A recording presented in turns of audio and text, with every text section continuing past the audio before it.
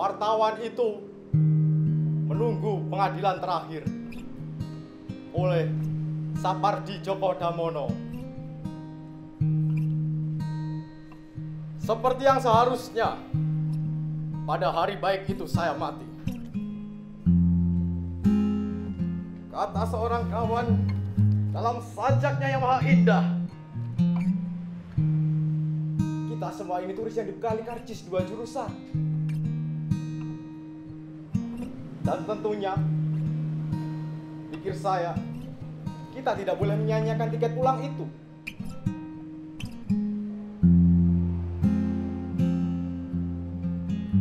Saudara tahu, saya wartawan sebuah majalah berita, dididik untuk mengembangkan nalurinya mewawancarai orang. Itu sebabnya ketika harus menunggu giliran maju ke pengadilan terakhir yang entah kapan dilaksanakan, naluri saya mendadak menyembul. Saya celingak-celinguk di antara begitu banyak orang mati.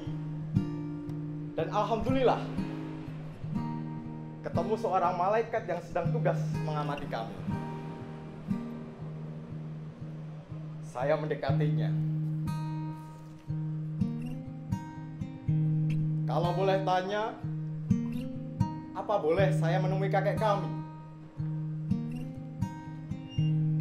Malaikat semua baik ternyata. Ia memegang bahu saya, sorot matanya menimbulkan suasana sejuk. Sehingga saya berpikir sudah berada di sorga.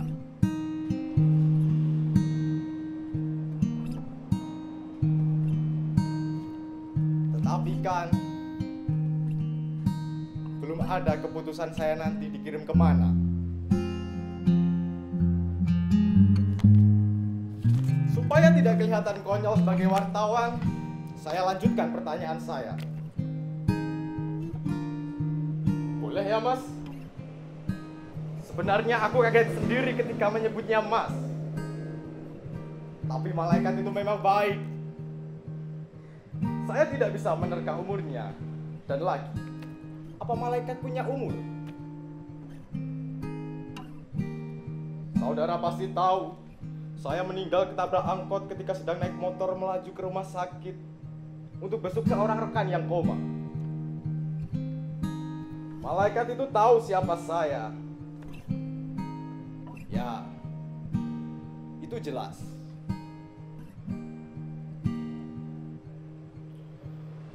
Boleh saja. Kenapa tidak? Mau wawancara kan? Mari saya antar ke sana. Ia benar-benar malaikat baik. Setelah sampai di tujuan, ia menuding ke arah seorang yang lagi duduk di bawah sebuah pohon, lalu segera meninggalkan saya. Saya mendadak jadi kikuk, kaget dan kikuk. Kenapa kesempatan serupa ini tidak pernah saya dapatkan ketika masih jadi wartawan?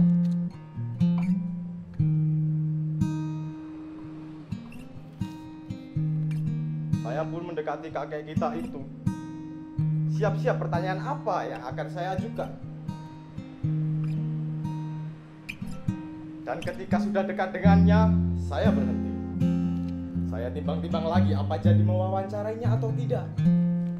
Terus terang, saya takut mengganggunya. Soalnya tampak kakek kita itu sedang mengunyah-ngunyah buah huldi. Sedangkan saya tidak melihat nenek kita dan ular itu. Entah di mana mereka.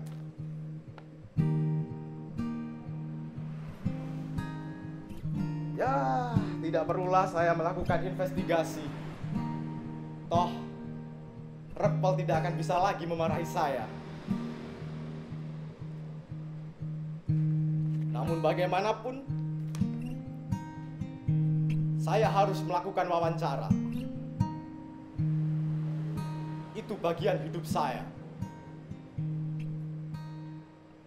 Terima kasih.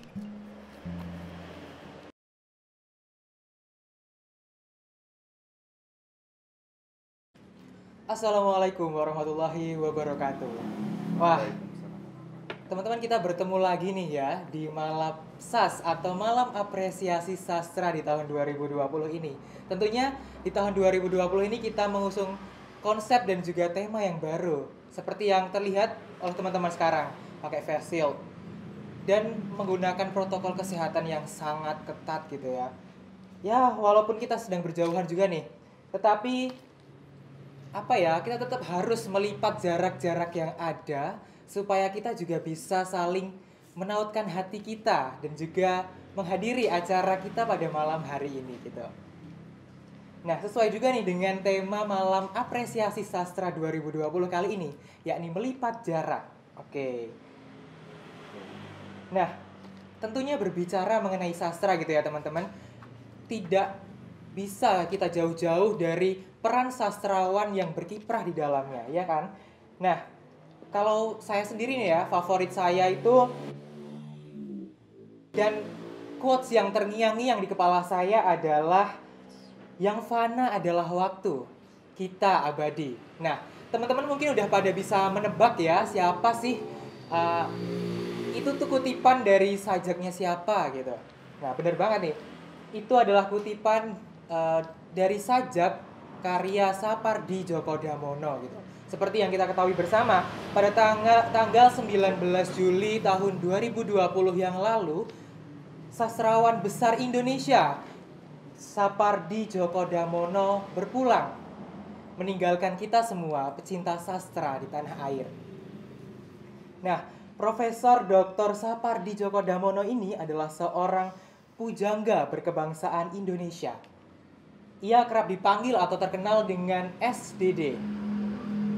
Beliau merupakan penyair kelahiran Surakarta tanggal 20 Maret tahun 1940. Nah, penggunaan kata-kata beliau yang sangat sederhana dan juga penggambaran alam menjadi ciri dari karya-karya yang telah dibuatnya gitu. Nah, selain itu, selain puisi juga, ia merupakan guru besar Fakultas Ilmu Budaya Universitas Indonesia dan juga ia membuat berbagai cerita pendek dan menerjemahkan karya sastra asing gitu ya, penulis-penulis asing gitu. Kemudian menulis esai juga dan juga beberapa artikel yang telah termuat di surat kabar. Nah, tentu saja malam hari ini di Malam Apresiasi Sastra tahun 2020 kita akan bersama-sama mengenang bagaimana sih peran dan juga kiprah dari seorang Sapardi Djoko Damono di dunia sastra tanah air gitu ya. Tentunya saya di sini tidak sendirian. Di sini saya ditemani oleh dua pembicara hebat tentunya ya. Oke, saya akan memperkenalkannya.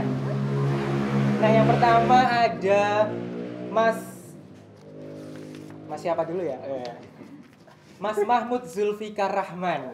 Oke, mungkin kita sapa dulu. Halo Mas. Halo. Zul? Sehat. Alhamdulillah.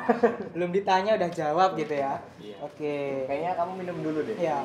Biar nggak tegang. Biar Mas aku tuh udah agak tegang ini sebenarnya. Cuma agak deg-degan aja gitu ya. Sama narasumber hebat gitu kok nggak deg-degan gitu ya. Aduh. Oke, saya akan menyapa yang kedua. Siapa yang kedua ya? Mana nih tadi? Maaf. Oke, yang kedua ada Mas Jawahir Gustaf Rizal. Kita sapa dulu. Halo Mas Gustaf. Halo. Apa kabarnya? Baik, Bang. Alhamdulillah. Nah, kalau ini ditanya dulu baru jawab. Kalau Mas Zul tuh udah tahu aja gitu ya, langsung jawab gitu. Ya nggak apa. Oke, sebelum kita langsung berdiskusi, bercengkerama biar kita makin dekat gitu ya. Di sini saya juga akan mengucapkan terima kasih terlebih dahulu kepada media partner yang sudah mendukung keberjalanan acara Malam Apresiasi Sastra 2020 malam hari ini. Yang pertama ada Dista FM, kedua ada Meta FM, UNS Live, UNS Go, Event Campus, dan beberapa media partner yang lainnya. Karena tanpa adanya media partner, acara Malam Apresiasi Sastra ini tidak dapat berjalan dengan lancar. Oke, ini langsung saja ya teman-teman kita memulai diskusi. Untuk yang pertama ini kita akan mendiskusikan tentang Sapardi Djoko Damono. Mungkin perannya di dunia karya sastra di tanah air atau mungkin apa ya, kiprah beliau juga begitu bagaimana menurut narasumber-narasumber hebat kita. Oke, tapi sebelum itu saya juga akan membacakan kurikulum vitae dari kedua pembicara kita pada malam hari ini. Yang pertama ada Mas Jawahir Gustav Rizal. Beliau merupakan alumni Sastra Indonesia Universitas 11 Maret kelahiran Wonogiri 12 Juli tahun 1996. Mas Gustav ini merupakan mahasiswa Sastra Indonesia tahun 2014 dan lulus pada tahun 2019. Nah, semasa kuliah, Mas Gustav ini pernah menjabat sebagai Ketua Umum Himpunan Mahasiswa Keluarga Mahasiswa Sastra Indonesia atau Kemasindo UNS periode 2016 sampai 2017. Nah, setelah lulus, kesibukan dari Mas Gustav Rizal ini adalah menekuni profesi sebagai seorang reporter daring untuk kanal tren di kompas.com. Mungkin teman-teman yang ingin mengetahui lebih lanjut tentang Mas Gustav Rizal ini bisa langsung mampir di Instagramnya di @gustavrizal pakai V dan juga di Twitter di alamat yang sama @gustavrizal pakai V juga tentunya. Oke. Kemudian pembicara kita yang kedua ada Mas Mahmud Zulfikar Rahman. Mas Mahmud Zulfikar Rahman ini merupakan mahasiswa Sastra Indonesia Universitas 11 Maret. Masih mahasiswa ya, Mas? Masih. Alhamdulillah masih mahasiswa. Bentar lagi sarjana. Amin. Ya Allah, kita doakan bersama-sama teman-teman. Oke. Mas Mahmud Zulfikar Rahman ini merupakan pemuda gitu ya, kelahiran Indramayu tahun 1997. Katanya sih hobinya malas-malasan, tapi bercita-cita untuk naik haji 3 kali.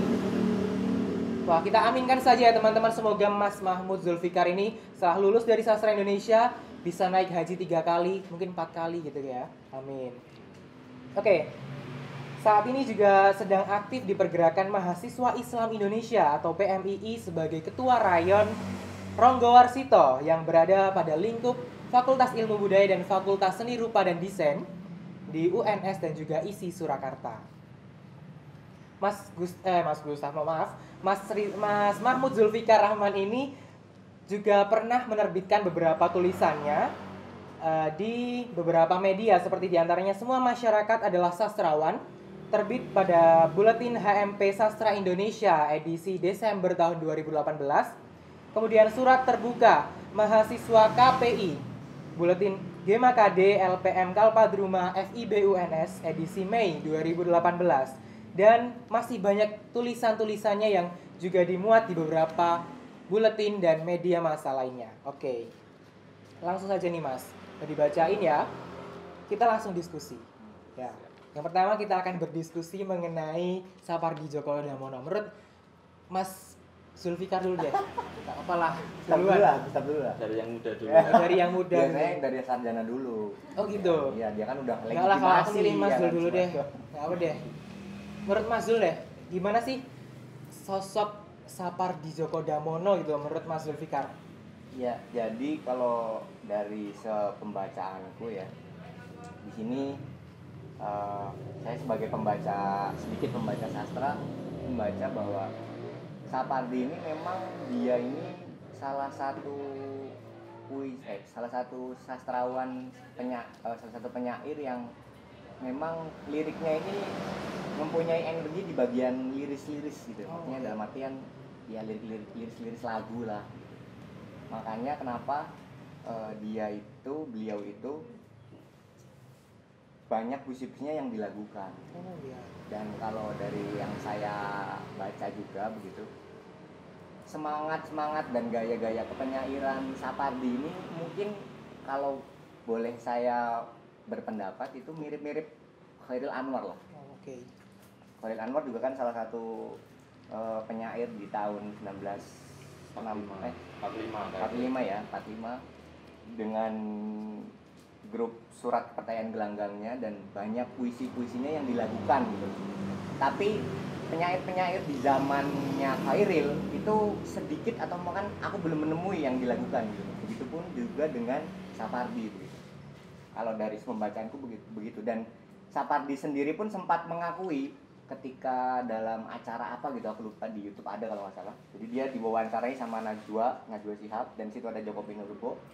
Dia bilang puisinya yang paling terkenal aku ingin itu ya. Aku ingin itu itu bisa terkenal itu setelah menjadi musikalisasi puisi gitu. Oh iya.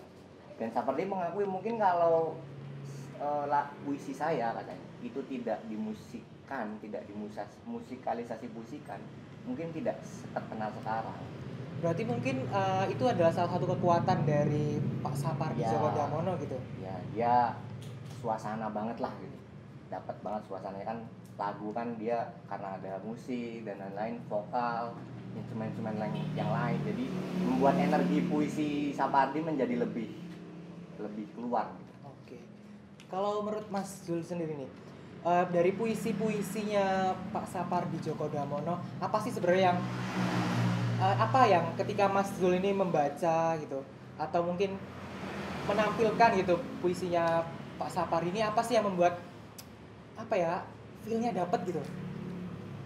Ya dia sering mengeksplorasi di bagian-bagian suasana ya, jadi kayak eksplorasi di bagian babak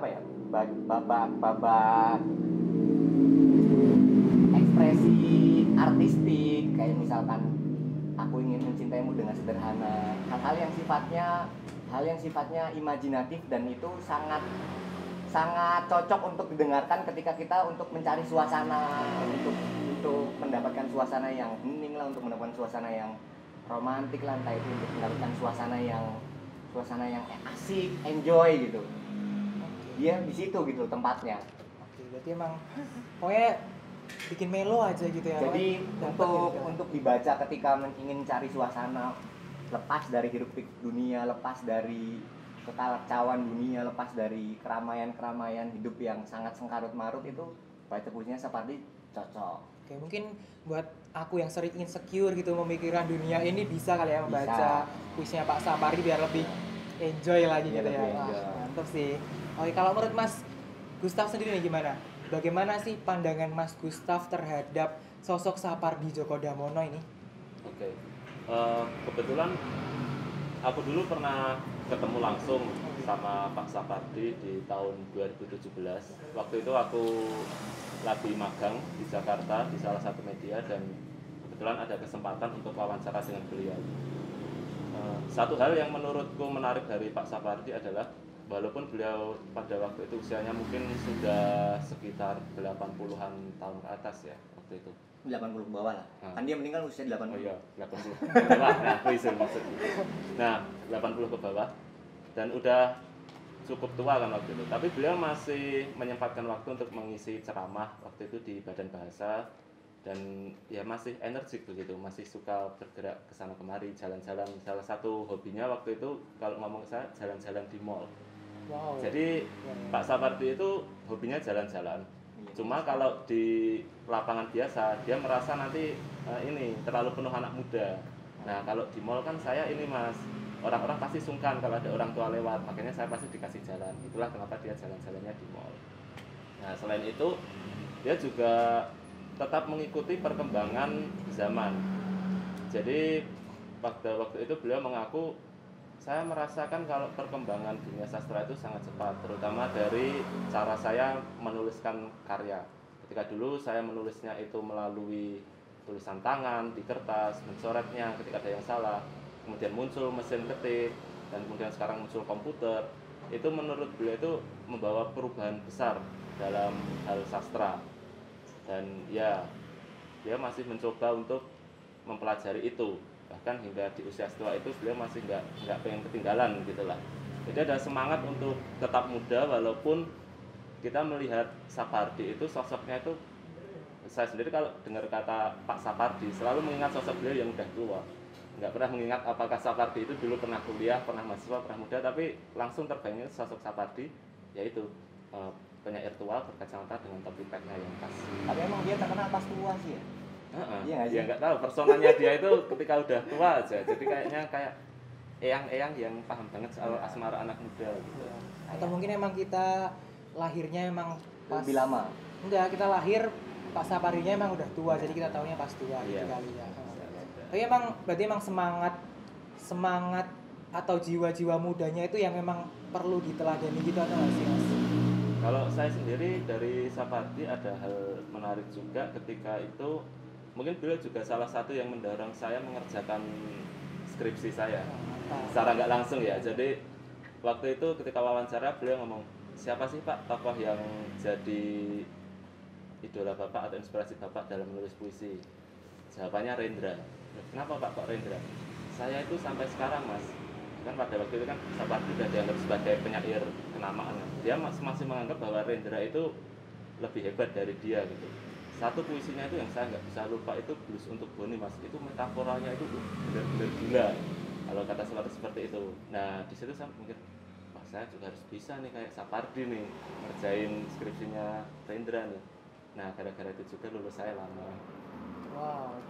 Tapi kan tetap semangat dong Mas, walaupun Ya, lulusnya lama 5 tapi kan tahun tetap nggak lama. yang penting semangatnya dong buat nyusun. Tapi memang Pak Sapardi ini juga kalau dari segi kekaryaannya juga ya, soal bagaimana kita bisa menirunya itu mungkin dia itu nggak ribet dalam bikin karya. Jadi kata-kata atau diksi pilihannya Pak Sapardi ini itu dekat banget sama kita. Kata-kata keseharian yang sering kita temui. Kalau aku membaca yang karya-karya sekarang, anak-anak muda sekarang itu seperti ada kecenderungan untuk mencari-cari padanan kata yang misalkan jarang digunakan di KBBI tapi maknanya sama ya, mungkin untuk tujuan estetik tulisan atau mungkin untuk menemukan rima kalimat. Tapi untuk Pak Sapardi ini beliau menulis itu seperti apa adanya aja, kayak puisi-puisinya kan aku ingin, terus ada yang hatiku selembar daun dan puisi-puisinya yang lain. Dia itu memilih diksi, kata-katanya itu nggak pernah mencoba untuk ribet gitu. Tapi dengan kalimat-kalimatnya yang sederhana itu bisa membawa pembacanya itu untuk menyelami makna dari puisinya itu, sederhana tapi dalam. Nah itu yang sulit untuk ditiru tapi layak untuk dicoba. Mungkin itu kali ya Mas. Pak Sapardi ini mungkin tidak hanya mencintaimu dengan sederhana, tapi menciptakan puisi pun dengan bahasa yang sederhana tapi bisa ngena gitu ya di Iya. hati para pembacanya gitu. Benar. Oke. Apa ya kalau Mas Gustaf sendiri deh menilai apakah anak muda zaman sekarang itu juga masih mempunyai semangat yang sama gitu seperti Pak Sapardi ini gitu. Mungkin Mas Zul juga bisa menjawabnya. Dengan Pak Sapardi mungkin kalau dalam hal apa ya, Ya, kita ambil ini aja lah, mungkin dari segi cara mengungkapkan perasaan melalui puisi ya. Dan ya saya lihat aku pribadi dan juga mungkin teman-temanku yang lain ketika berpuisi itu misalkan terpengaruh juga dengan gaya-gaya puisi penyair-penyair favorit mereka, walaupun nggak ada satu yang spesifik benar-benar mirip sama satu penyair lain, tapi aku merasa itu kalau teman-teman itu juga ingin mengungkapkan perasaan lewat puisi, dan itu satu hal yang menurutku ya ada korelasinya juga dengan Sapardi, terutama ketika waktu itu mungkin pernah aku diskusi dengan teman-teman soal puisi Aku Ingin ya. Aku ingin mencintaimu dengan sederhana. Dari kalimat awalnya itu seperti mengatakan seorang, inilah aku tuh ingin mencintai kamu dengan sederhana. Tapi ketika dibedah maknanya, ketika waktu itu aku menyadarinya seperti seperti kayu yang dibakar menjadi abu. Waktu itu aku menyalakan tungku pakai kayu dan api. Aku lihat-lihat menyalakan api ke kayu itu bukan proses yang sederhana, itu proses yang lama. Tapi kenapa kok Sapardi mengatakan mencintaimu dengan sederhana seperti kayu yang dibakar api jadi api? Berarti ada satu kesimpulan yang menurutku, aku itu ingin mencintaimunya itu dengan sederhana, tapi keinginanku untuk mencintai dengan sederhana itu nggak tercapai karena kenyataannya mencintai itu nggak pernah bisa sederhana. apalagi kayaknya basah ya. Nah. Oke. Semakin seru aja nih ya diskusi kita bareng Mas Zul dan juga Mas Gustaf. Tapi sebelum kita lanjut diskusi nih Mas, kita setelah ini mau menyaksikan dulu penampilan. Oke. Ya, tentunya di Malapsas, Malam Apresiasi Sastra tetap ada penampilan-penampilan yang harus kita saksikan dan kita nikmati bersama gitu ya. Oke. Jadi setelah ini iya, setelah ini kita akan menyaksikan penampilan dari Dava, yakni pembacaan puisi. Oke. Mungkin langsung saja kita akan kembali sesaat lagi.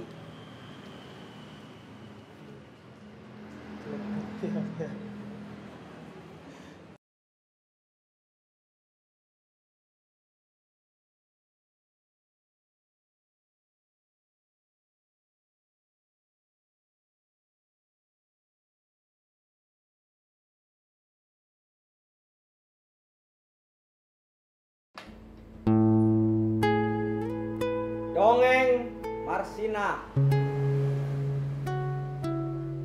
Marsinah, buruh pabrik arloji, mengurus presisi, merakit jarum, skru, dan roda gigi. Waktu memang tak pernah kompromi. Ia sangat cermat dan pasti. Marsinah itu arloji sejati. Tak lelah berdetak memintal kefanaan yang abadi. Kami ini tak banyak kehendak, sekedar hidup layak, sebutir nasi. Marsinah, kita tahu, tak bersenjata. Ia hanya suka merebus kata sampai mendidih lalu meluap kemana-mana. Ia suka berpikir, kata siapa? Itu sangat berbahaya. Marsinah tak ingin menyulut api. Ia hanya memutar jarum arloji agar sesuai dengan matahari. Ia tahu hakikat waktu, kata siapa, dan harus dikembalikan ke asalnya, debu. Di hari baik, bulan baik, Marsinah dijemput di rumah tumpangan untuk suatu perhelatan. Ia diantar ke rumah siapa, ia disekap di ruang pengap, ia diikat ke kursi. Mereka kira waktu bisa disumpal agar lengkingan detiknya tidak kedengaran lagi.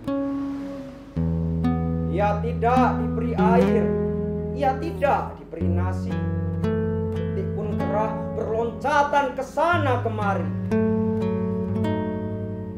Dalam perhelatan itu, kepalanya ditetak, selangkangnya diacak-acak, dan tubuhnya dibiru lebamkan dengan besi batangan. Detik pun tergeletak, Marsinah pun abadi.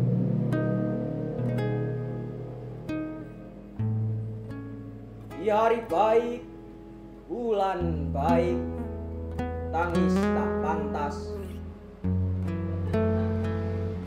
Angin dan debu jalan, klakson dan asap knalpot mengiringkan jenazahnya ke Nganjuk. Semak-semak yang tak terurus dan tak pernah ambil peduli merekam waktu bersaksi.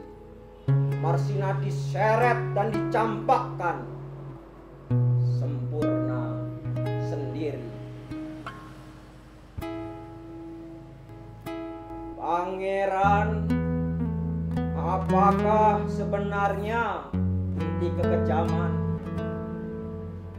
Apakah sebenarnya sumber keserakahan? Apakah sebenarnya asas kekuasaan? Dan apakah sebenarnya hakikat kemanusiaan? Pangeran, apakah ini? Apakah itu? Duh Gusti, apakah pula makna pertanyaan?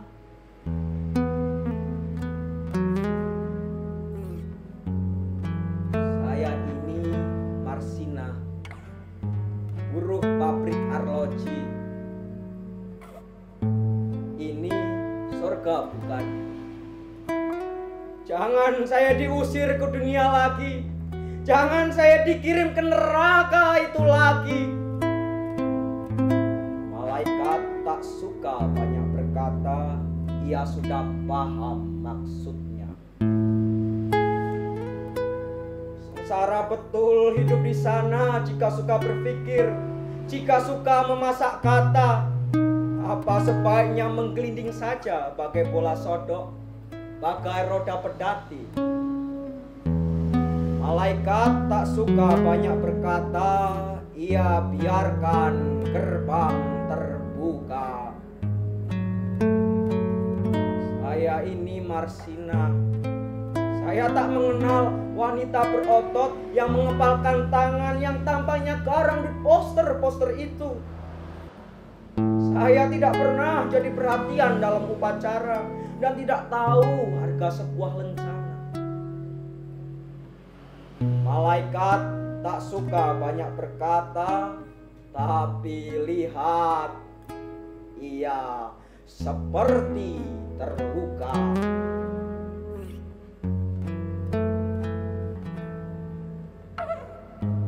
Marsina itu arloji sejati, melingkar di pergelangan tangan kita ini. Dirabanya denyut nadi kita dan diingatkannya agar belajar memahami hakikat presisi. Kita tatap wajahnya setiap pergi dan pulang kerja. Kita rasakan detak-detiknya di setiap getaran kata.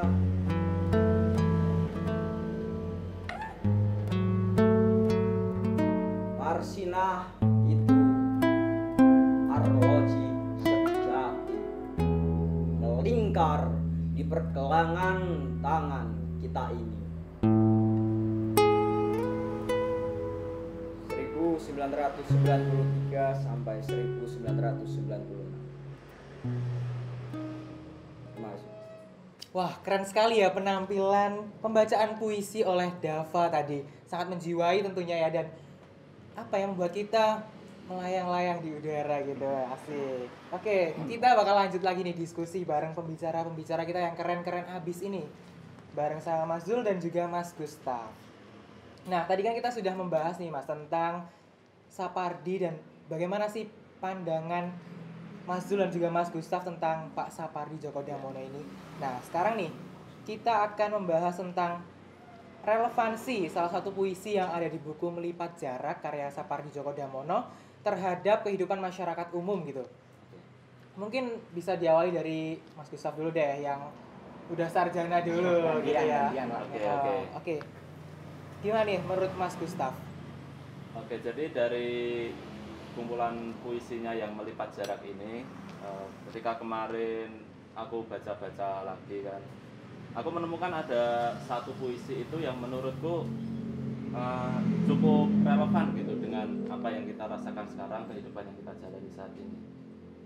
Nah, itu di salah satu puisinya Sapardi yang judulnya Kita Membuat Sangkar Meskipun Tak Ada Seekor Burung Pun Yang Berjanji Ikhlas Kita Pelihara. Ini. Oh ya. Nah, itu. Nah, mungkin karena ini singkat, boleh dibacakan sedikit? Boleh Mas, silahkan dibacakan. Jadi ini entah kenapa tiba-tiba aku kemarin ketika baca-baca lagi itu sepertinya pas gitu. Tempat tinggal.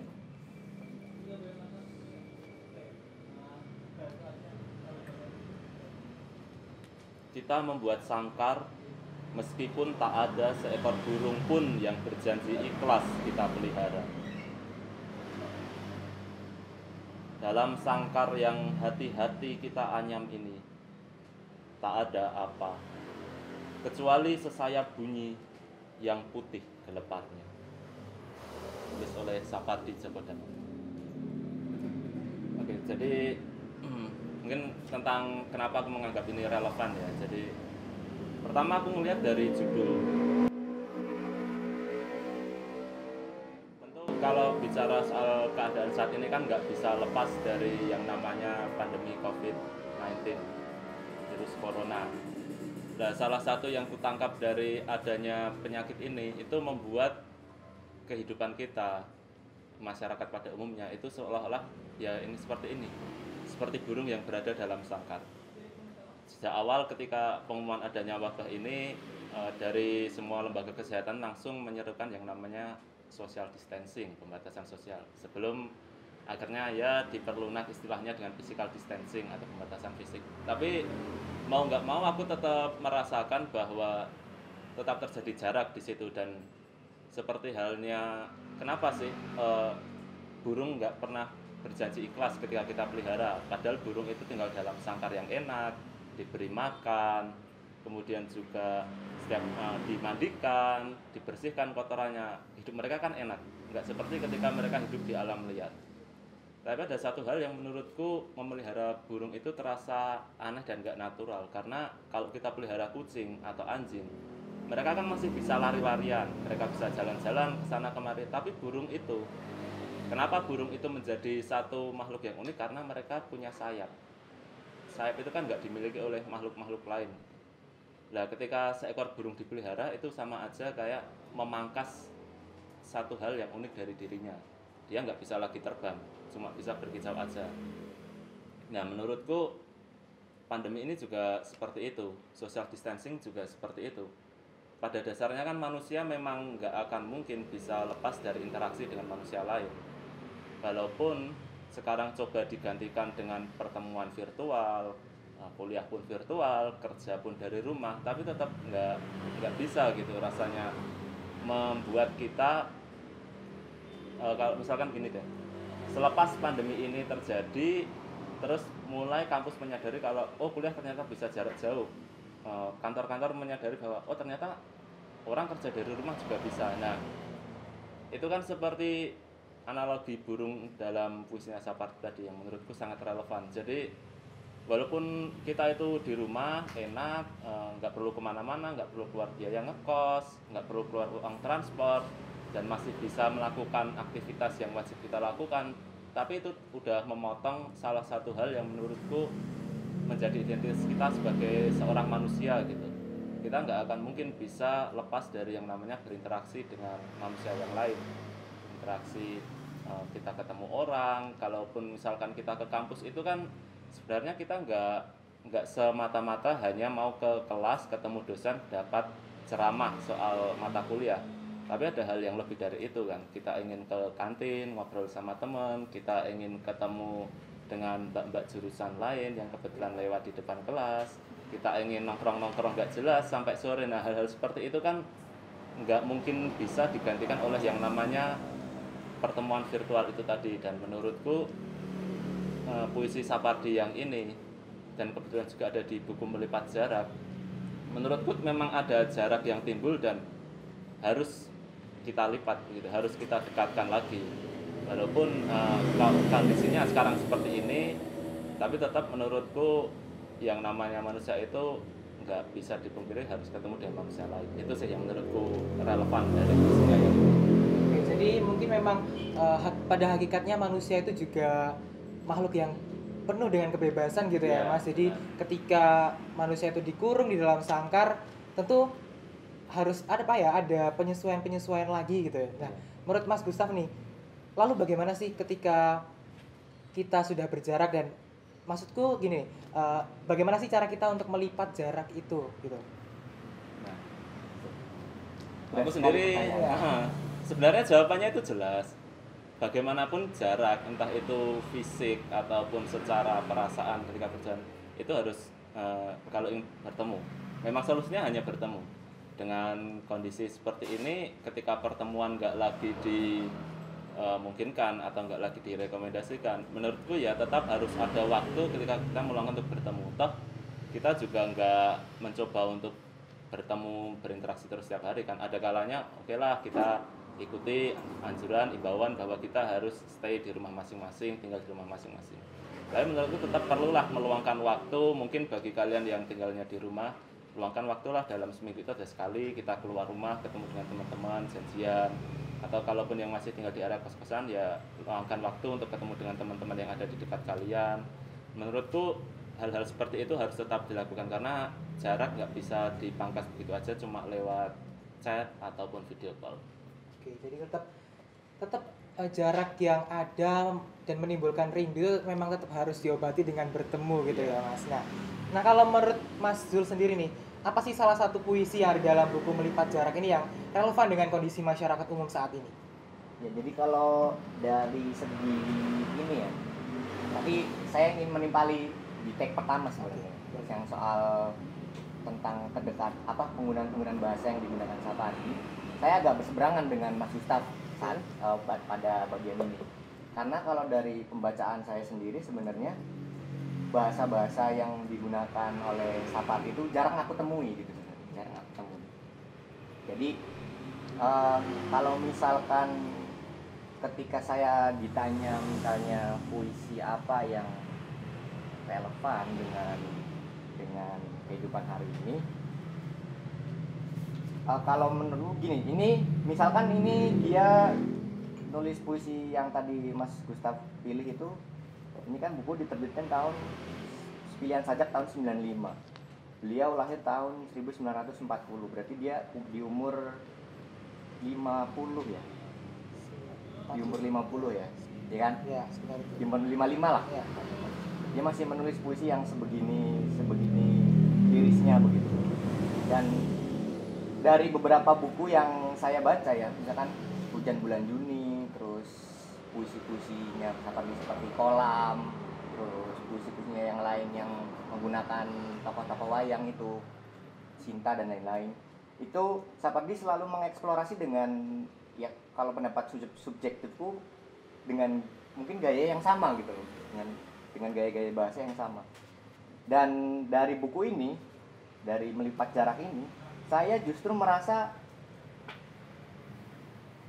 judulnya sebenarnya menurutku harusnya membentangkan jarak gitu, membentangkan jarak. Kenapa tuh Mas? Karena dari penggunaan bahasa yang digunakan Sapardi membuat saya sebenarnya malah menjadi tersendiri gitu loh, lepas dari hidup dunia. Misalnya contoh, ini ada puisi judulnya Kamar, tadi.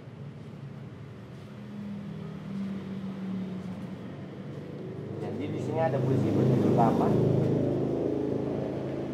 Jadi di sini ketika aku masuki kamar ini, pasti dikenalnya kembali aku, suara langkahku, nafasku, dan ujung-ujung jari yang dulu menyentuhnya. Dan kali ini pertemuan ini tanpa jam dinding, begitu saja di suatu sore hari. Sewaktu percakapan tak diperlukan lagi, tanpa engahan-engahan pendek, tanpa malam begitu cepat lalu. Dan kulihat bibir-bibirnya sembilu menoreh kenangan. Jadi aku membayangkan, ya ini interpretasi ya, Ya. membayangkan Sapardi itu berada di kamar kosnya gitu ketika waktu masih muda gitu. Entah itu mungkin dia sedang dengan pacarnya atau dengan apa gitu, dia kemudian menuliskan ini. Dan dari beberapa puisi yang aku lihat paling berbeda dari buku Melipat Jarak ini, di Dongeng Marsinah ini gitu. Jadi Sapardi itu jarang sekali menggunakan gaya bahasa yang bernadakan kritik sosial, jarang sekali aku lihat. Jadi mungkin tidak apa ya, kalau Jokpin kan mungkin maksudnya sama-sama mengejar suasana, sama-sama mengeksplorasi perasaan dan imajinasi pembaca. Tapi Jokpin agak sedikit kadang menyentuh hal-hal yang sifatnya apa ya, kejadian sosial gitu. Tapi di Sapardi di sini salah satu yang menyinggung itu adalah di Dongeng Marsinah ini. Jadi Dongeng Marsinah ini menurutku puisi yang paling berbeda dari puisi yang lain. Sekalipun saya belum hampir selesai membacanya. Jadi dia membahas bagaimana Marsinah lah. Marsinah kita tahu sebagai guru perempuan yang dibunuh oleh majikannya sendiri, majikan pabriknya, karena mengadakan mogok massal lah kalau nggak salah. Iya, mogokkan kerja. Mogok massal. Nah di sini yang paling relevan ini di sini gini. Marsinah itu arloji sejati, tak lelah berdetak, memintal kepanahan yang abadi. Kami ini tak banyak kehendak, sekadar hidup layak sebutir nasi. Jadi kalau kita teman-teman dengar kabar soal PHK massal misalkan, dengan PHK massal yang terjadi, di sini Sapardi dengan menggunakan Dongeng Marsinahnya ingin mengatakan sebenarnya buruh itu cuma ingin, kami ini nggak banyak mau gitu loh, cuma hidup layak, intinya gitu. Jadi itu yang membuat relevan gitu, ibaratnya survive lah dengan kehidupan yang apa adanya, yang penting cukup buat makan hari ini, besok dan seterusnya. Tapi dengan hidup layak pun masih sulit gara-gara pandemi. Waktu habis. Oke, jadi memang kalau menurut Mas Zul sendiri memang hakikatnya manusia atau buruh gitu ya yang disinggung melalui dongeng Marsina ini ya memang nggak banyak maut, emang cuma pengen hidup layak, sejahtera Survive gitu lah. ya. Tapi ya bagaimana lagi gitu ya di kondisi pandemi seperti saat ini ya makin susah aja gitu ya. Oke, menarik banget nih pembahasan kita pada malam hari ini, semakin malam semakin panas gitu ya pokoknya. Nah, tapi kita akan mendinginkannya terlebih dahulu dengan menyaksikan penampilan-penampilan yang tidak kalah menariknya dari diskusi kita malam hari ini. Penampilan pertama adalah performing art oleh Muklis, yang kedua adalah pembacaan puisi oleh Enola dan juga Naim, kemudian yang ketiga adalah musikalisasi puisi oleh Isnan. Oke, jangan kemana-mana teman-teman, karena setelah 3 penampilan yang keren-keren itu kita akan kembali lagi berdiskusi bersama 2 narasumber kita yang sangat-sangat hebat ini. Jangan kemana-mana, kita bertemu sesaat lagi. Benar sekali.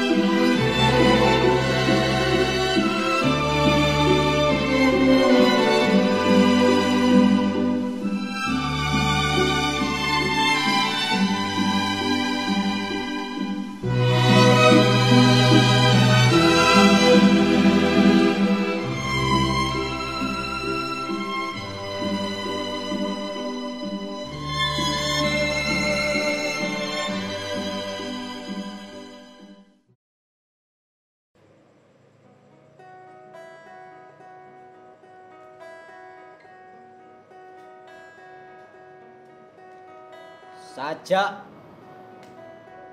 tafsir.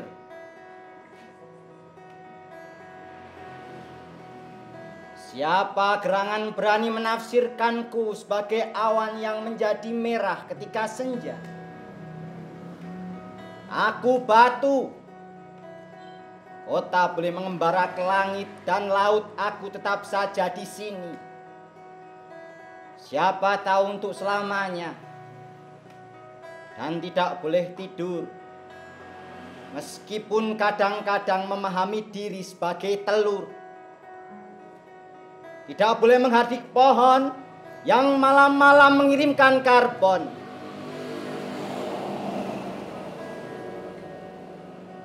Sungguh aku batu yang begitu saja di tengah jalan yang tak tampak sehabis hujan.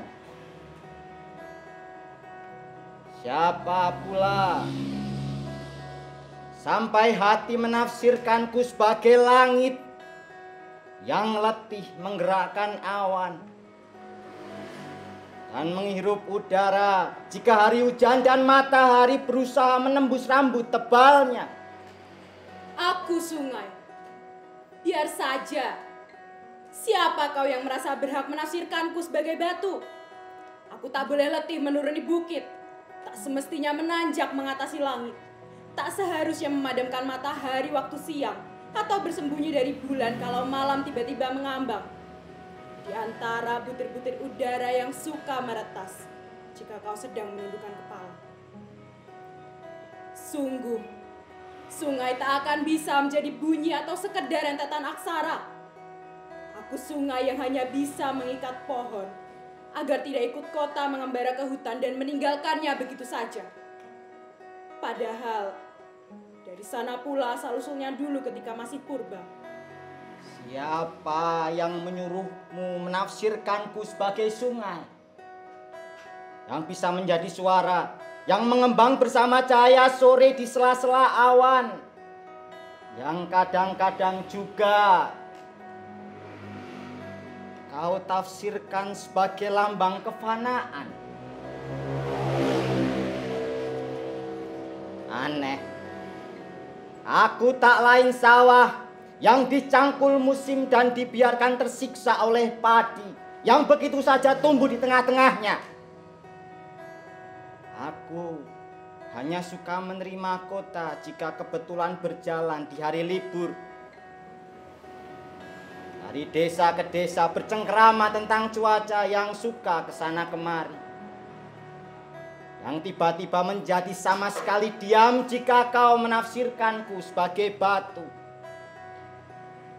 Aku sawah yang tak akan bisa ramah terhadapmu. Sawah? Siapa pula yang telah membisikkan kebohongan itu padamu? Aku burung yang boleh saja membayangkan telah lahir dari telur yang dibayangkan batu. Terlibat dalam kisah cinta yang pernah kau baca di kitab terjemahan ini. Aku tidak menerjemahkan diriku sendiri menjadi burung, karena aku burung. Bukan sawah yang masih suka menerjemahkan dirinya menjadi kota, atau bahkan menafsirkan dirinya sebagai batu. Burung hanya mencintai sayapnya sendiri, mengagumi terbangnya sendiri yang mengungguli ladang, bahkan mengatasi batu. Sungai pun sesekali terjun tidak pernah berkeberatan akan cintaku kepada selembar daun yang merindukan langit. Kau bilang aku burung. Jangan sekali-kali berkhianat kepada sungai, ladang, dan batu. Aku selembar daun terakhir yang mencoba bertahan di ranting, yang membenci angin. Aku tidak suka membayangkan keindahan kelebat diriku yang memimpikan tanah, tidak mempercayai janji api yang akan menerjemahkanku ke dalam bahasa abu. Tolong tafsirkan aku sebagai daun terakhir, agar suara angin yang menina-bobokkan ranting itu padam. Tolong tafsirkan aku sebagai hasrat untuk bisa lebih lama bersamamu. Tolong ciptakan makna bagiku apa saja. Aku selembar daun terakhir yang ingin menyaksikanmu bahagia ketika sore tiba. Siapa pula yang bilang aku berurusan dengan duniamu? Kiai mana yang membohongimu? Pendeta mana yang selama ini berdusta padamu? Jangan tafsirkan aku sebagai apapun, sebab aku tidak pernah ada dan tidak akan ada. Aku tidak terlibat dalam makna seperti yang mereka bayangkan tentang diri mereka sendiri. Bukan bahasa yang tak lain masa lalu. Dan kau juga tak akan mampu membayangkan aku sebagai kapan saja. Aku tidak memerlukan bahasa. Diam bukan batu, mengalir bukan sungai, cangkul bukan sawah, terbang bukan burung, bertahan bukan daun. Aku tidak. Bukan.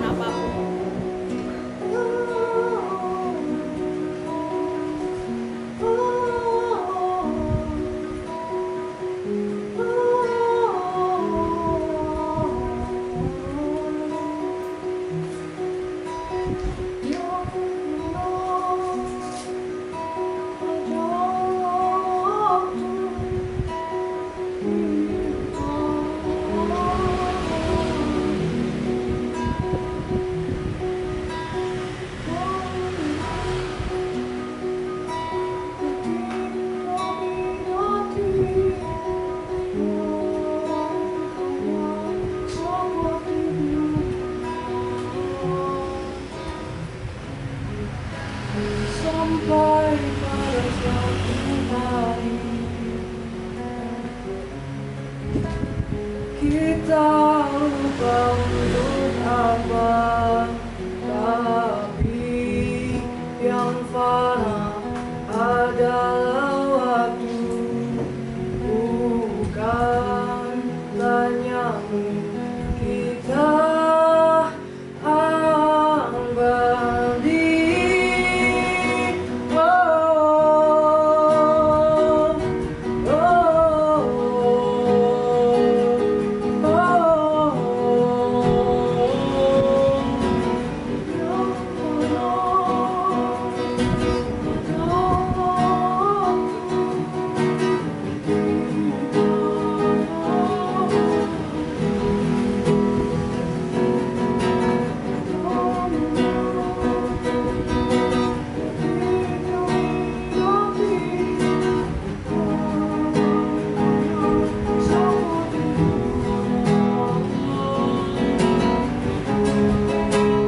Sampai pada suatu hari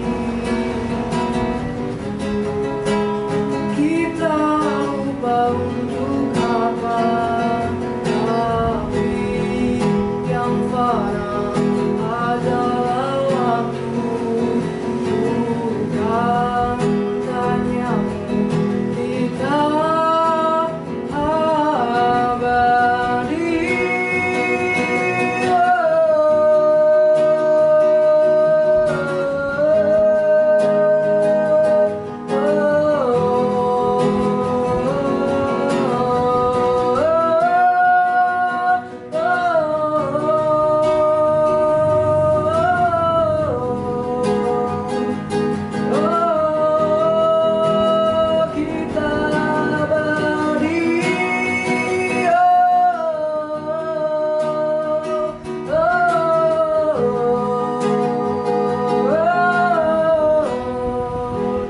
Kita abadi.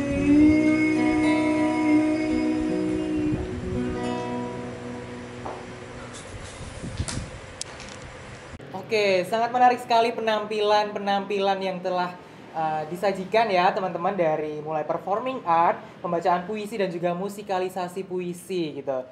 Tentunya kita akan kembali lagi untuk berdiskusi di sesi yang terakhir ini dengan kedua narasumber kita yang sangat keren. Oke, tadi kita sudah membahas mengenai apa itu Sapardi, siapa itu Sapardi gitu ya maksudnya, dan bagaimana kiprah dan perannya gitu ya. Kemudian relevansi satu puisi yang menurut Mas Zul dan juga Mas Gustaf sangat relevan dengan kondisi masyarakat umum sekarang gitu. Dan sekarang kita akan membahas mengenai alih wahana dari karya-karya seorang Sapardi Djoko Damono. Oke, jadi mungkin langsung aja nih saya akan bertanya kepada gantian Mas Zul lagi. Oke, Mas Zul, Mas Gustaf, Mas Zul lagi. Oke. Nah, menurut Mas Zul gimana nih sih? Menurut Mas Zul bagaimana tentang alih wahana karya dari karya-karya Sapardi Djoko Damono ini? Alih wahana. Jadi aku sempat bertemu dengan Pak Sapardi 2018 ya, waktu itu di Gramedia Solo sini Sujatmoko. Dan beliau namanya ya bahas puisi-puisi, terus kemudian juga beliau juga menceritakan kalau dia sudah menulis buku judulnya Alih Wahana. Oke. Dia punya buku judulnya Alih Wahana. Nah, sayangnya saya belum baca bukunya dan saya juga nggak tahu apa isi bukunya. Dan yang saya tahu tentang alih wahana itu kan pengalihan medium dari misalkan dari buku misalkan kemudian menjadi musik, menjadi film. Dan yang saya tahu yang paling saya suka dari peralihan alih wahana karya-karya Sapardi memang di musik begitu ya. Termasuk misalkan di musikalisasi puisi yang dibawakan oleh almarhum Mas Ari dan Mbak Reda gitu, Ari Reda itu.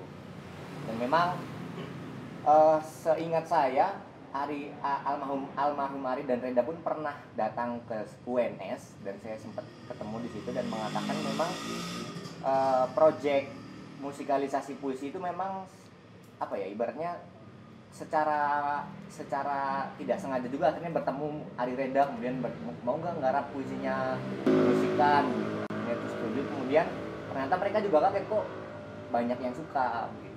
Jadi yang saya tahu dari Pali Wahana yang cukup berhasil menurutku dari karyanya Sapardi adalah musikalisasi puisi. Sekalipun ada filmnya juga kan, filmnya apa judulnya? Hujan bulan Juni. Hujan bulan Juni ya. Aku juga belum nonton tuh. Oke. Jadi memang musikalisasi puisi ini memang juga sering kita temui gitu juga ya Mas. Tentang kalau membicarakan tentang alih wahana gitu. Tapi ada nggak sih selain film tadi, apakah ada alih wahana lain gitu terhadap karya Sapardi Djoko Damono? Mau komik ada. Belum. Sejauh yang ku tahu juga sih baru ke musik sama film. Nah, kalau dari karya-karya Sapardi, kalau yang film dari novelnya yang Hujan Bulan Juni kalau nggak salah. Hujan Bulan Juni. Nah, Jadi mungkin itu apa ya, ada Komik. celah gitu ya. Komik enggak nih. yang ada kalau komik. Tapi Oh, sejauh yang jelas sih di lagu, di musikalisasi puisikan dan juga difilmkan itu yang Oke. Mungkin ke depan Mas Gustaf atau Mas Zulina akan menjadikan komik dari puisi-puisi karya Sapardi Djoko Damono Nah, itu gitu mungkin ya. Zul Ya. punya ide komik. Nah, Ya, komik. mungkin bisa kolaborasi Mas. Iya. Bikin pecah gitu ya. Heeh. Buat Oke. batu. Apa? Enggak jadi. Oke. Oke, saya ditipu teman-teman. Oke nih, lanjut ke Mas Gustaf. Menurut Mas Gustaf sendiri nih, alih wahana apa aja sih yang sudah pernah ya dilakukan terhadap karya-karya Sapardi Djoko Damono? Nah, kalau tadi kan dari musik dan film, yang aku paling sering dengar tentu yang musik yang dimusikalisasi puisikan oleh Ari Reda, itu yang paling sering ku dengar lah. Nah, dari lagu-lagunya itu juga secara nggak langsung aku jadi mengenal puisinya. Jadi perjalanan menemukan puisi Sapardi mungkin bagi sebagian besar orang itu berawal dari musiknya dulu. Dari ketemu misalkan search YouTube atau apa musikalisasi puisi Sapardi, dia akan menemukan puisinya. Jadi nggak seperti kalau kita baca puisi dulu terus nyari muspusnya, tapi ketemu muspusnya dulu baru ketemu puisi aslinya. Nah, sebagian besar seperti itu. Termasuk saya sendiri waktu itu apa ya? Oh, yang judulnya Di Restoran. Jadi ketika itu kan kalau yang aku ingin kan udah tahu kan yang puisi yang judulnya Aku Ingin, udah sering juga dengar muspusnya. Nah, biasa kan kalau dengar satu muspus terus pengen cari yang lain. Nah, terus ketemulah sama puisi yang judulnya Di Restoran itu. Nah, baru tahu juga ternyata kalau Sapardi punya puisi itu. Jadi menurutku alih wahana sendiri juga membawa pengaruh juga seperti tadi yang Zul bilang kan. Kalau Sapardi mungkin nggak akan setenar sekarang tanpa adanya pengaliwahanaan dari karya-karyanya ke medium yang lain. Karena nggak bisa dipungkiri juga nggak semua orang itu mau duduk dan membaca buku kumpulan puisi. Itu juga termasuk buku yang itu jarang banget. buku yang cukup jarang dibeli juga. Novel oke lah, masih banyak orang beli novel, tapi khusus orang yang beli buku kumpulan puisi itu peminatnya cukup jarang. Jadi ketika puisi itu dialih mediumkan, disampaikan secara lagu, secara musik, itu berhasil mencapai audiens yang lebih luas dan itu membantu karya-karya beliau dan juga Sapardi sendiri jadi lebih terkenal. Oke. Tapi Jadi mungkin saya curiganya sebenarnya mungkin Sapardi nggak akan kita tahu gitu loh kalau nggak ada yang musikalisasikan betul puisinya. juga. Tapi gini Mas, kalau aku ada pertanyaan nih. Hmm. Kan kalau alih wahana itu kan dia merubah sebuah medium dari tadi puisi ke musik gitu. Nah, Iya. ada nggak sih perubahan juga dalam rasa yang yang kan tadi Mas Zul sempat bilang bahwa Sapardi Djoko Damono ini identik dengan melo-melo gitu intinya ya kalau yang saya tangkap. Nah, apakah itu ada perubahan juga ketika medium ini dialihkan ke yang lain gitu?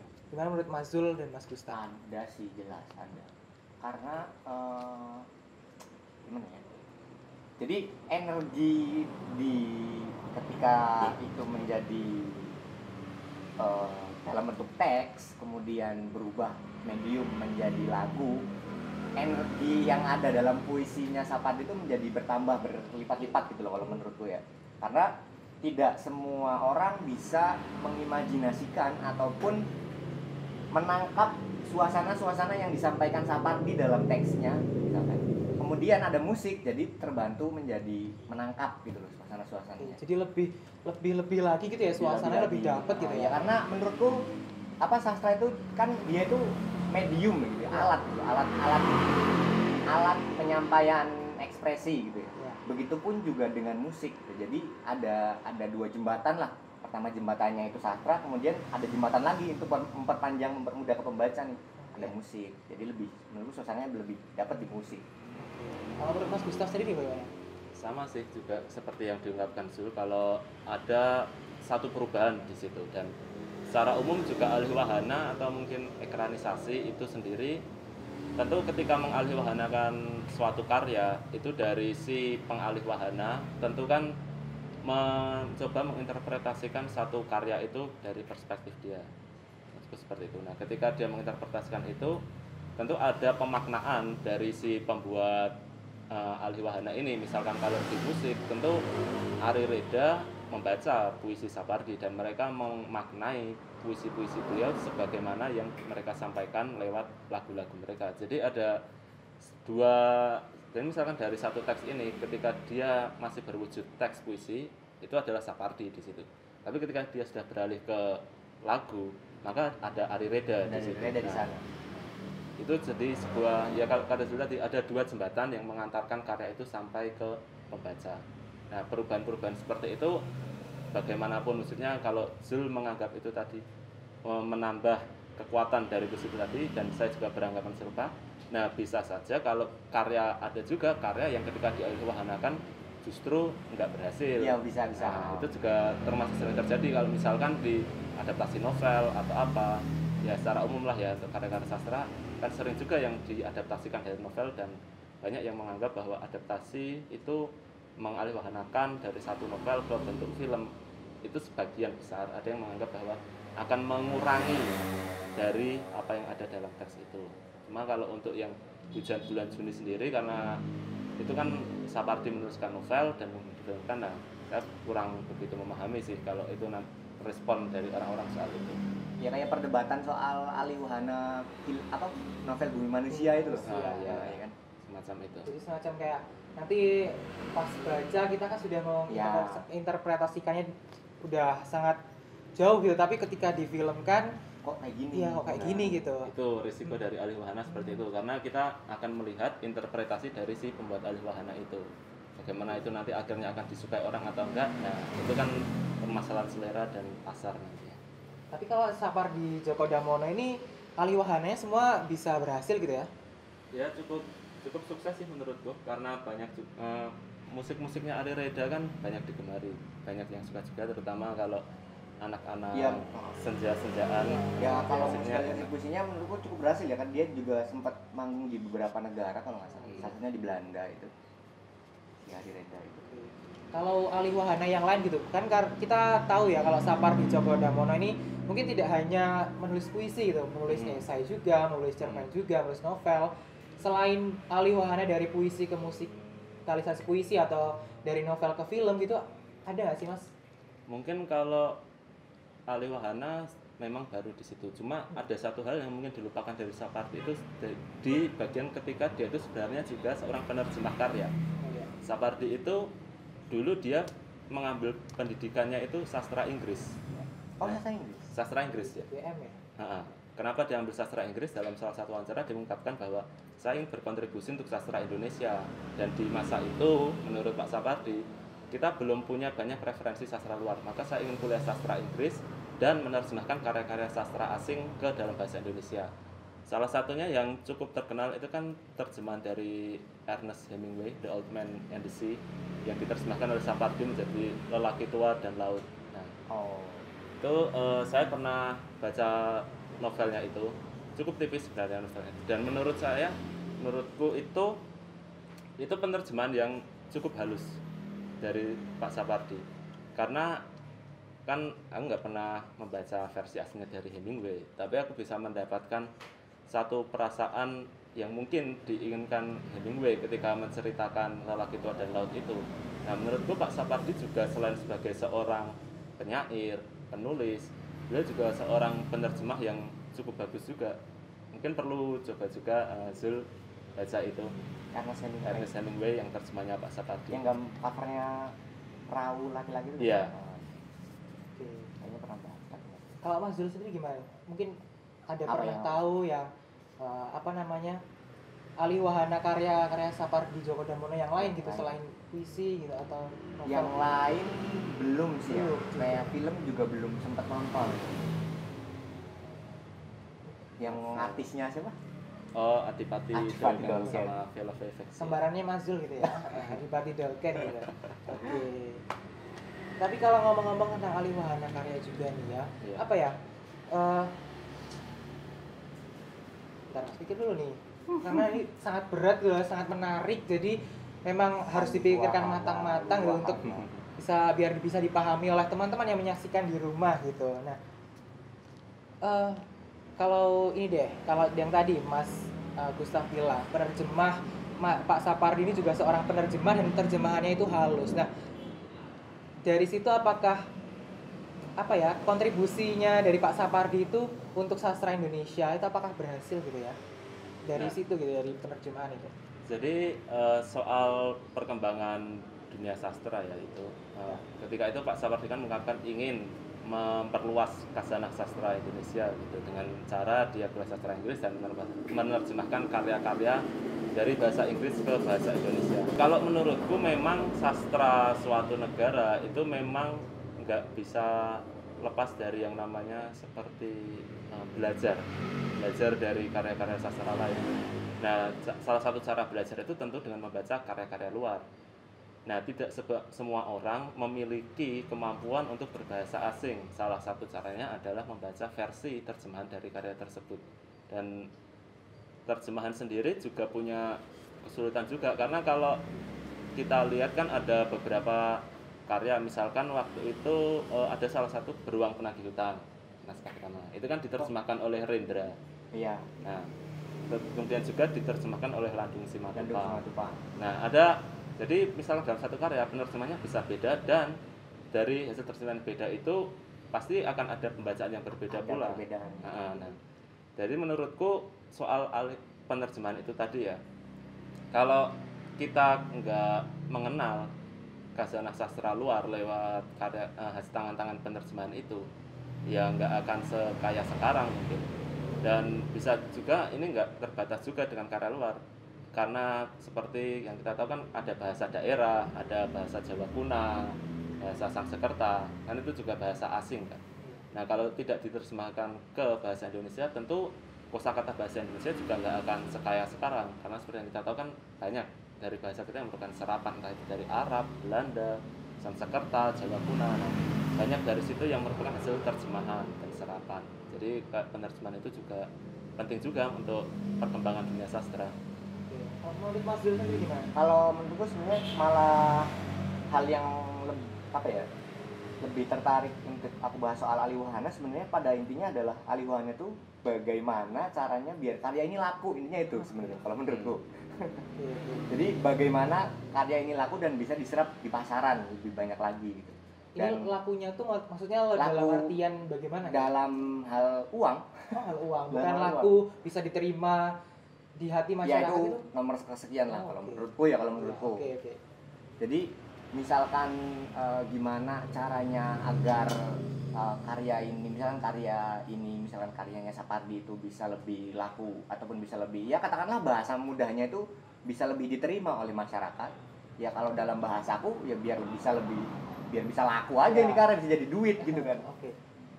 Menurutku sih gitu, karena justru yang ingin aku ulik lebih jauh, yang ada sisi lain dari Sapardi lebih jauh adalah bagaimana dia bergelut di arena apa ya, pertarungan kebudayaan atau pertarungan produksi kebudayaan yang dibuat oleh Sapardi begitu. Karena kalau kita bisa melihat biografinya Sapardi misalkan, dia sempat menjabat sebagai direktur utama majalah Horizon tahun 1973, di mana majalah itu menjadi majalah sastra yang distandarisasi gitu. Dalam artian Jadi pakem. jadi pakem. Jadi kalau dalam artian kalau karya sastrawan sudah masuk Horizon, berarti dia bagus. Kalau belum masuk Horizon, jelek. Jadi kayak kembali ke apa namanya, kanonisasi yang dilakukan oleh Balai Pustaka gitu. Oke, gitu.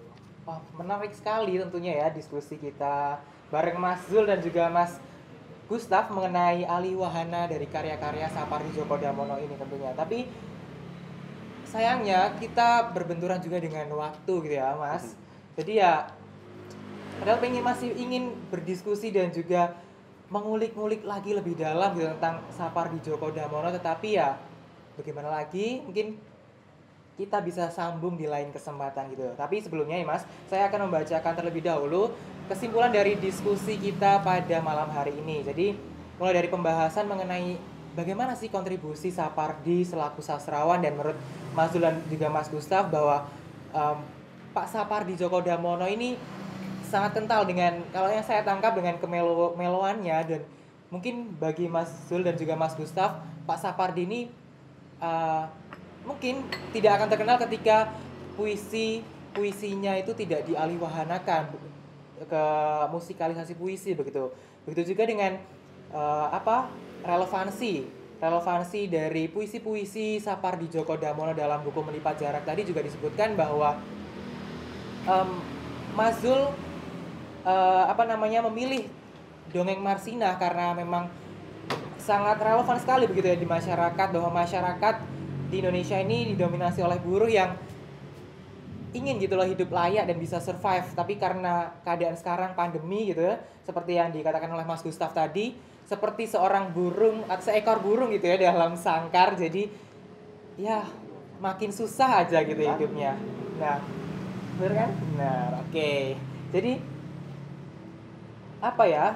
intinya adalah Sapardi Djoko Damono adalah sastrawan yang sangat hebat dan patut untuk kita kenang karena karya-karyanya yang sangat abadi gitu ya, kalau menurut saya sendiri, karena sampai sekarang pun karya-karyanya masih melekat bagi kita gitu, penikmat sastra di Indonesia tentunya. Oke. Mungkin itu saja Mas Zul dan Mas Gustaf diskusi kita pada malam hari ini. Akan tetapi sebelum saya tutup diskusi kita pada malam hari ini, saya juga akan membacakan penampilan terakhir di acara malam apresiasi sastra 2020 kali ini. Nanti di akhir acara akan ada penampilan dari Salamander dan juga penampilan musik dari Kakak Tua. Oke, jadi mungkin cukup sekian dulu ya Mas diskusi kita pada malam hari ini. Mungkin kalau kita mau diskusi, kita ngopi di luar gitu ya. Tapi traktir aku gitu ya, boleh kan? Boleh. Oke. Sip. Traktir ke Mas Indo harusnya. Gimana? Traktir ke Mas Indo. Oh iya, oke Mas Indo jangan lupa traktir. Oh iya. Minta Mas Denny uangnya. Oke, mungkin cukup sekian dari saya selaku moderator. Mungkin ada kurang dan lebihnya, mohon maaf, dan juga ya mungkin cukup sekian dari saya gitu ya. Kurang lebihnya mohon maaf. Wabillahi taufiq wal hidayah. Wassalamualaikum warahmatullahi wabarakatuh. Jangan lupa menyaksikan penampilan dari Salamander dan juga Kakak Tua. Sampai jumpa di Malam Apresiasi Sastra 2021. Sampai jumpa. Dadah dulu Mas. Dadah. Ya.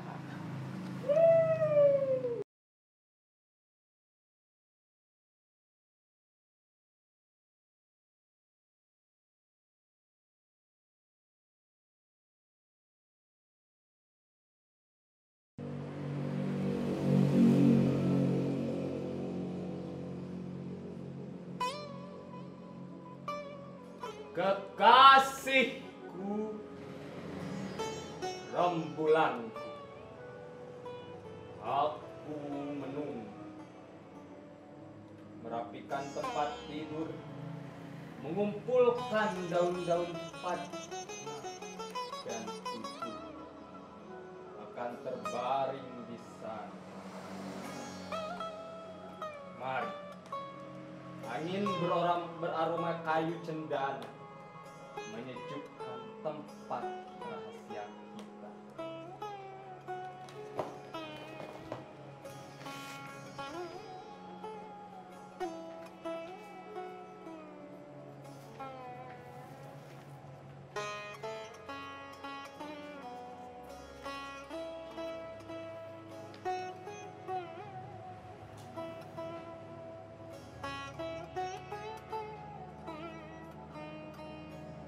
Biarlah lumpur tubuhku nyatu dengan jalan yang dilewati kekasihku. Biarlah tubuhku menjadi cahaya dalam cermin yang memantulkan wajah kekasih.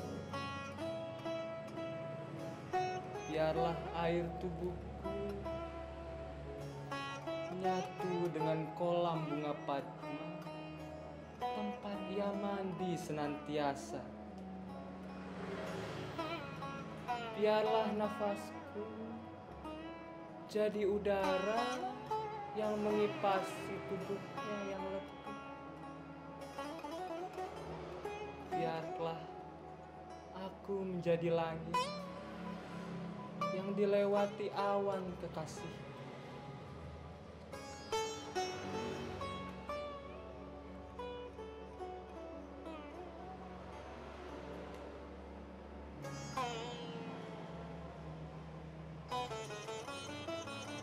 Bagaikan cermin bagi tanganku,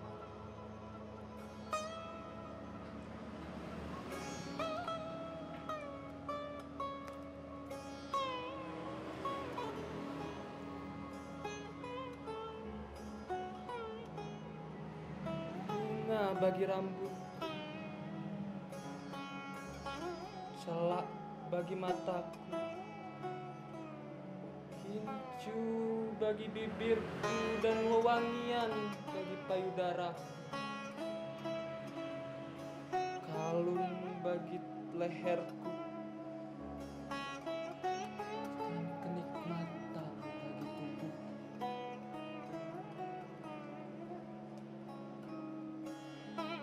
Bagaikan sayap bagi burung, air bagi ikan, nyawa bagi yang hidup.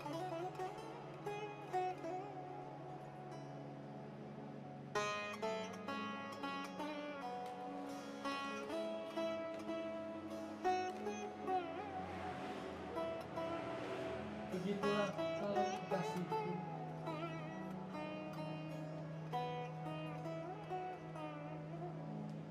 Namun katakan sayangku, siapakah engkau? Siapa aku sebenarnya?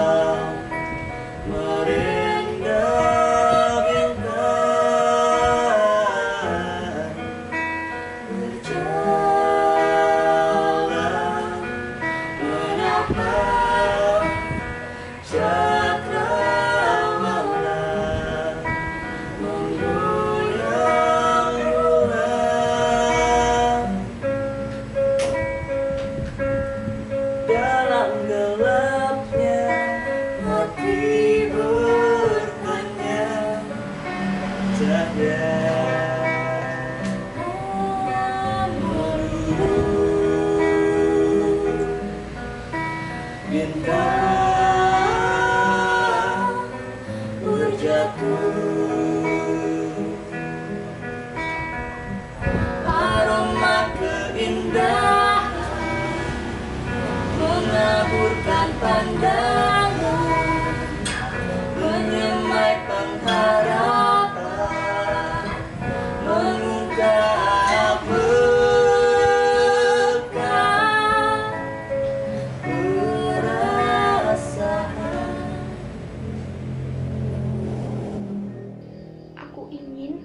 karya Sapardi Djoko Damono. Aku ingin mencintaimu dengan sederhana, dengan kata yang tak sempat diucapkan. Kayu kepada api yang menjadikannya abu. Aku ingin mencintaimu dengan sederhana. Isyarat yang tak sempat disampaikan awan kepada hujan yang menjadikannya tiada.